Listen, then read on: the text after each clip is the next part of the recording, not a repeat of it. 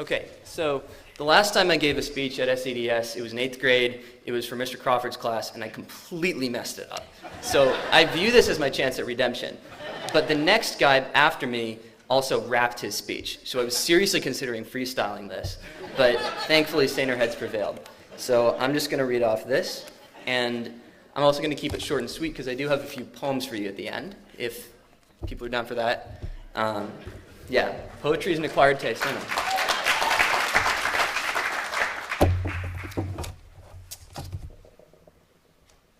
Also, Mr. Murphy used to give out pencils, so given that I'm up here, should I get a pencil now? I mean, come on. Yeah. Come on. So, 24 hours ago, I was sitting in my dorm room in Cambridge, cramming for finals, which I have next week, after the worst winter Boston has ever had on record, so it's really, really good to be home. My friend Max Hopkins, who I met in kindergarten at SEDS, who is currently living on the first floor of my dorm, sends his love. He regrets he can't be here, but he's taking math and physics classes, and I'm taking English, so he's a lot more nervous. Yeah. I feel like this is the point where I should go through the laundry list of people that I could thank for my being here today, for everything that's led up to me being here today, but we'd be here all day, so I'm just going to cover the basics. Thank you to Mr. Murphy, to the board, to everybody who has encouraged me, motivated me to be who I am, to keep doing me, as it were. So how has SEDS helped me? I could go on all day. Again, I could go on about learning Photoshop in tech class, which I'm going to be doing this summer working at a museum in Washington, D.C. I could go on about running for the track team in 8th grade, telling Mr. Crawford I would never run the mile in my life. And then I ran the mile all 4 years of high school. So that happened. But instead, I want to talk about what I remember most of all about SEDS, and that was, as you said, being weird. For those of you who don't remember me when I was in kindergarten through 8th grade, and terrifyingly, there are many of you here who do, I was a really weird kid. I made creatures out of pipe cleaners during extended day while the other kids were playing outside and invented elaborate mythologies for them. I sat in the library during recess and I read through every comic book they had until they kicked me out.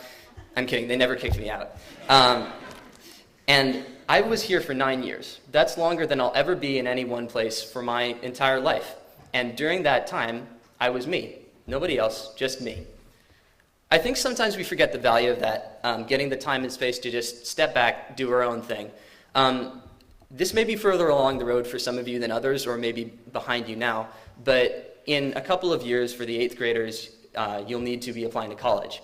For the 8th graders now, you're going to be applying to schools for high school. That's a quirk of SEDS in private school, that you have to do that right off the bat. And I think that in that process, there's going to be a lot of pressure for you to be something. Pick a sport, pick an activity, pour your heart and soul into being the best celloist or debater or soccer player that you can be. And you can do really amazing things when you do that. But I think that it's also important to remember to just step back once in a while and be you. So when I remember SEDS, I remember the teachers who didn't laugh when I walked into the classroom with my binder balanced on my head. I can still do that. The teachers who gave me creative writing assignments instead of essays. The teachers who gave me sketchbooks and art supplies and the opportunity to use them. Who encouraged me to keep being me, nothing more or less, and just keep living inside my own overinflated imagination. So this is a home for weird kids just like me. Eventually, I put down the sketchbooks and I started writing poems. But what was I writing about? Ghostly fish, conjoined twins, and dinosaurs. I stayed weird. I find it a little funny that I'm being recognized for an achievement award in the arts. I mean, I'm only 19. I've got a lot in me. Like, don't count me out yet. But also because there were so many kids around me when I was here that were also pursuing their passions in the arts. I remember Ben Cady, the wonderful filmmaker.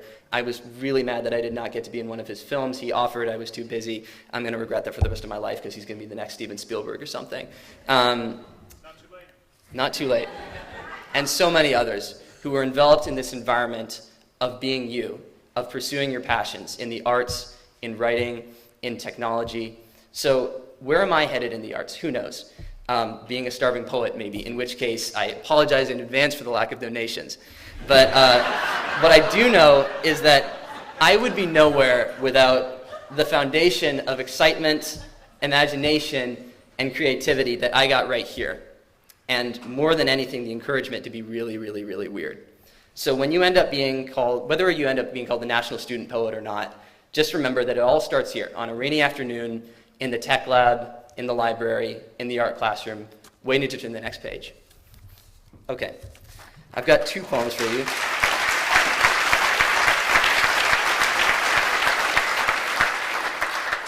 This is that dinosaur poem I talked about.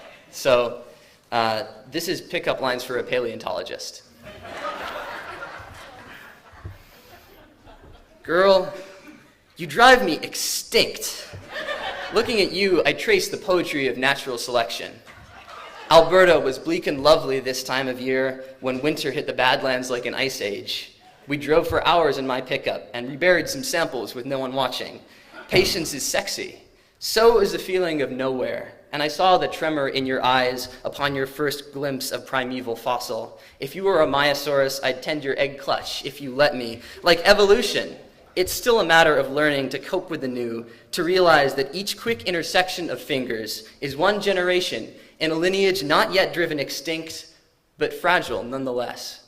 And it's true that we haven't talked since March, and the dynamite that blasts away a rock face has never frightened me as much as erosion. Patience is sexy. Even under parking lots, words can be unearthed. I will dig through the strata. You are an asteroid upon the planet of my heart.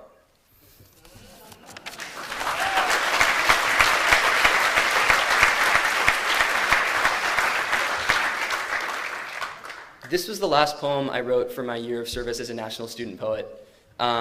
For those of you who are not quite as familiar with the position, there are 5 National Student Poets every year. We get elected by the President's Committee on the Arts and Humanities, Institute of Museum and Library Services, and the Alliance for Young Artists and Writers. I had to memorize that. I'm still really glad I remember it. And we do a year of teaching workshops and encouraging poetry among our peers. So this was a poem that I wrote in retrospective when I was leaving home last year for college, and I wrote it for my father. So this is Laundry. 10 years ago, my father pulls woven nests of socks from my bedroom floor, unravels them, drops them in the wash. I am 8 years old and absent. He looks around, the floor a monsoon flood of muddy gray shirts, pants, underwear. He bends again, a farmer toiling in his field unheard. August. My father packs clothes neatly into my suitcase. He hides his eyes when I enter, fearing to look, let alone touch, as if I am made of dim cobwebs, something ephemeral, transient, scattering. I look to the floor, his field, bare for the first time in 18 years, every sock folded, white as doves. I never told him anything, nor needed to. Moments like these are fleeter than words. They nest in the space between, all that is unsaid, that is meant. Heavy gap, full floor, silent light. Thank you.